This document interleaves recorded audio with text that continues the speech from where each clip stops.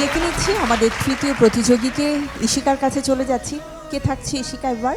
এবার আসছে রিফাত সুলতান। বগুড়ার ছেলে রিফাত সুলতান ও সাধারণত আধুনিক আঙ্গিকের গান করতে স্বাচ্ছন্দ্য বোধ করে। ও গ্র্যান্ড অডিশনে শ্রদ্ধেয় শিল্পী কুমার বিশ্বজিতের একটি গান করেছিল যে শিকারী।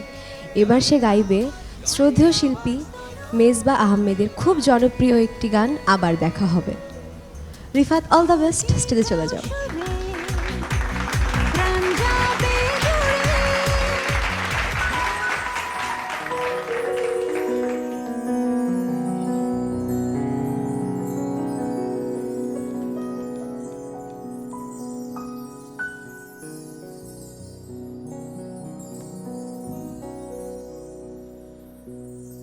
আবার দেখা হলে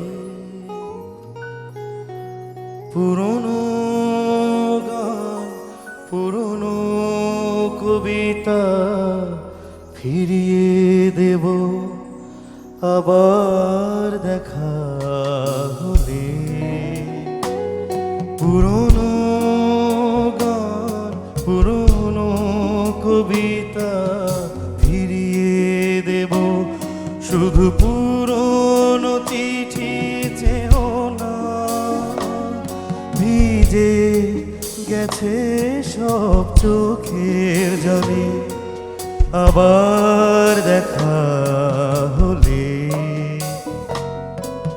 আবার দেখা হলে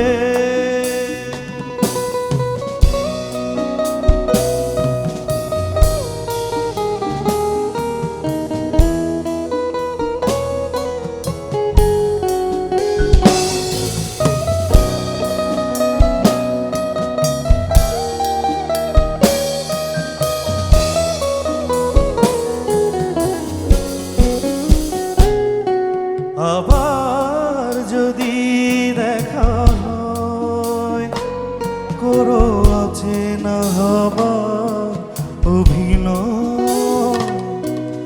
আবার যদি দেখা হয়, করো আছে না হবা অভিনয়।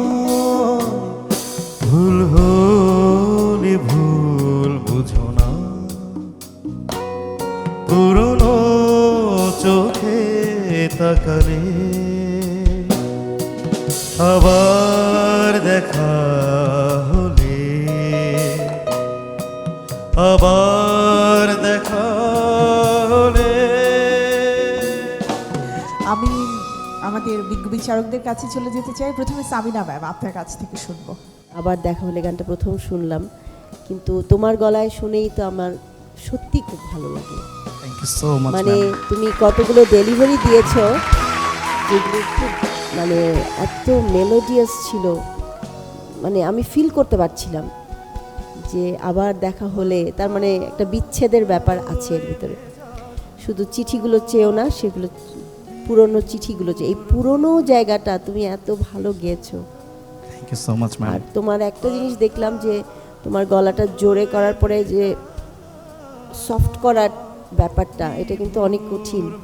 তুমি ওটা খুব সুন্দর করেছো। আমার thank you so much ma'am. Thank you so much ma'am.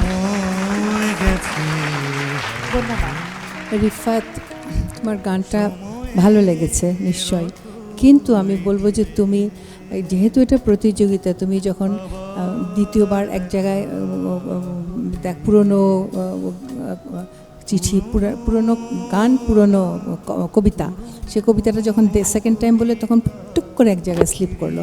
আবার পরে অন্তরা যখন দিলে তখন কাজটা খুব সুন্দর করলে। এইসব ব্যাপারগুলি, এই কনসিস্টেন্সিটা রাখতে হবে, কিন্তু আরও অ্যালার্ট থাকতে হবে। ওই এক সেকেন্ডের বা ফ্র্যাকশন অফ এ সেকেন্ডের যে স্লিপ, সেটাও করার কোনো সুযোগ নাই কিন্তু। ঠিক আছে ম্যাম। Be careful. অবশ্যই।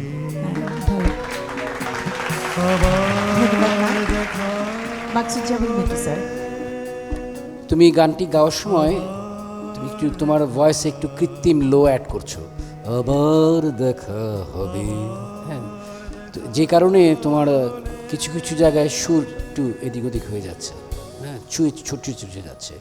তো তুমি যদি এই কৃত্রিম লোটা অ্যাড না করে তোমার নিজস্ব ভয়েসে গানটি গাও, আমার মনে হয় তুমি আরও ভালো গাইতে পারবে, কারণ মূল যিনি কণ্ঠশিল্পী গিয়েছেন তার ভয়েস হয়তো অনেক লো, বেসটা বেশি, তোমার কণ্ঠে লোটা একটু কম, কিন্তু তুমি যেহেতু তাকে অনুসরণ করছো সেটা একটু কৃত্রিমভাবে অ্যাড করার চেষ্টা করছো, এবং ওই কৃত্রিমভাবে অ্যাড করতে গিয়ে এই ছোট ছোট বিচিত্রগুলো ঘটছে।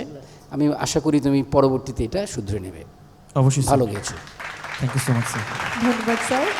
রিফাত, অপেক্ষা করতে হবে।